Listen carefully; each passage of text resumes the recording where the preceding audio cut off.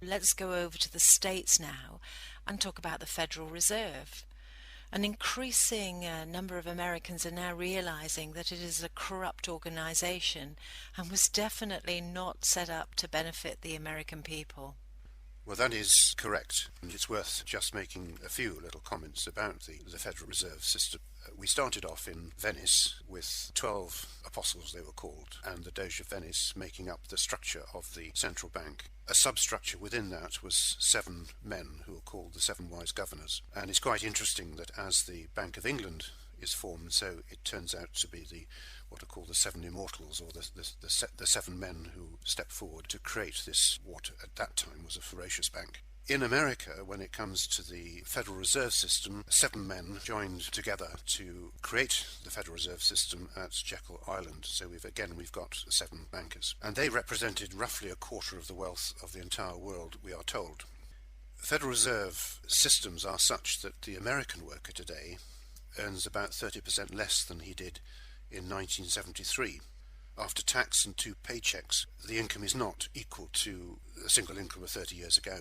One of the bankers concerned, in this case Rockefeller, claimed that the equality movement, bringing, of course, employment to most women, had been created by the bankers for the very simple reason that they wished to create the pool of taxes that go to them and go to the Federal Reserve System.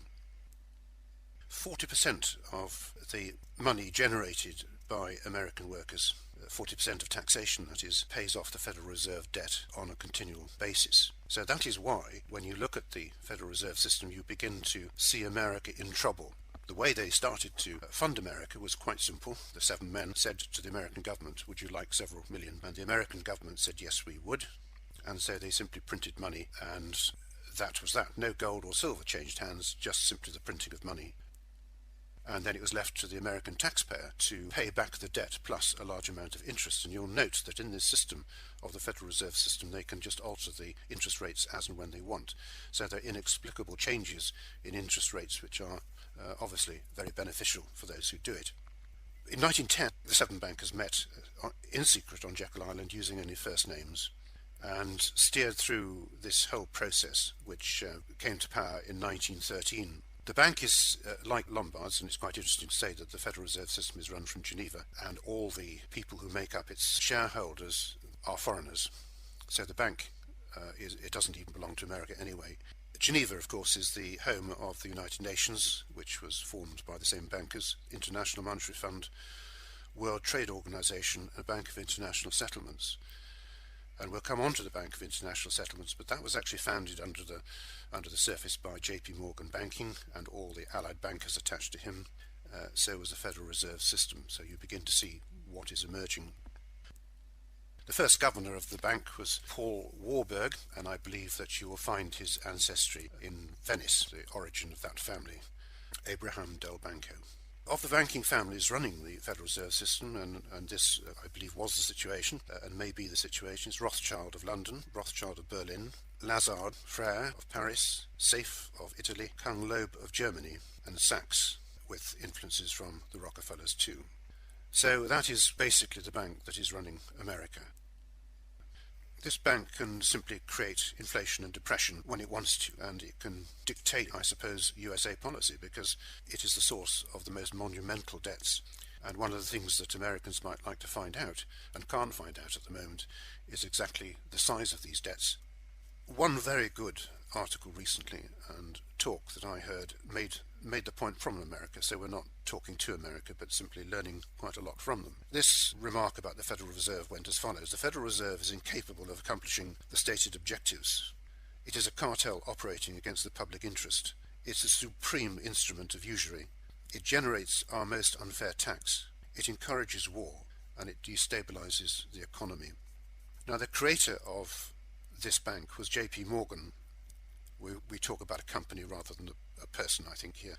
But you know that he generated deliberately the stock market crash of 1929. So that is the founder working with other bankers of the Federal Reserve System.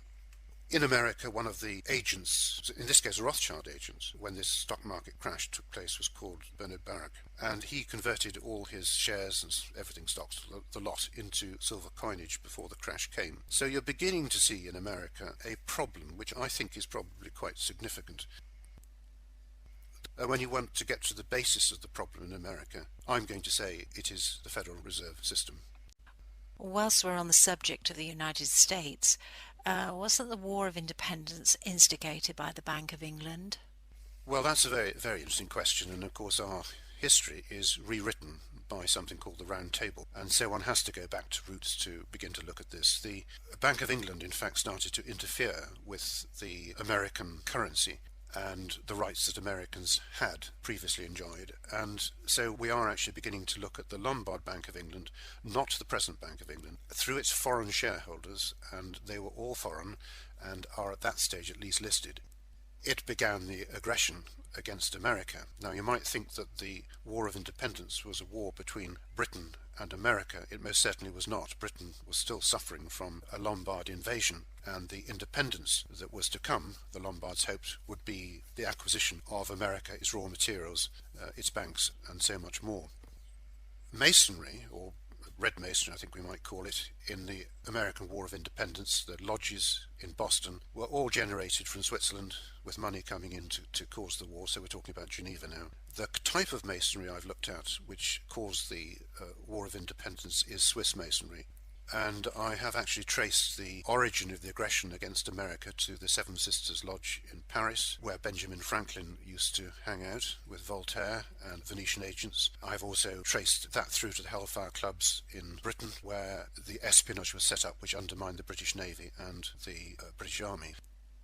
So that putting these in together, actually they're in my book, but the war between America and Britain didn't really occur in that way at all, and there were people under the surface, bankers under the surface, who were intent upon changing the nature of America, and they still are, because they're still after the Constitution.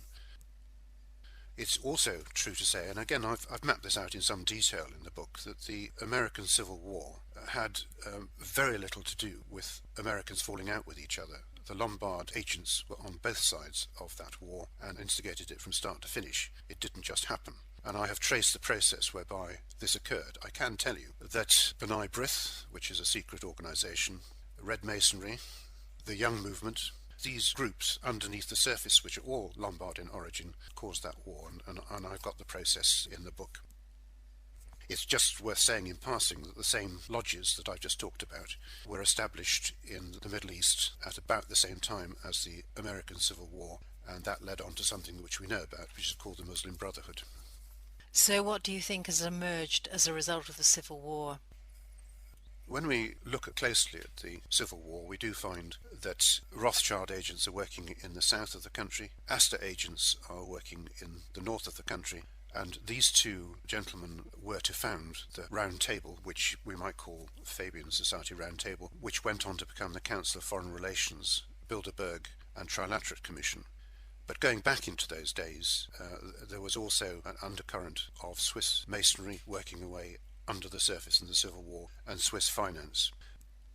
So what you find as a result of the Civil War was that the banker is becoming really quite dominant as a theme. And when President Lincoln started to print patriotic money, trying to avoid getting involved with European bankers, he was shot dead. I don't have too many questions about who did it and why they did it, which later on may bring us on to President Kennedy.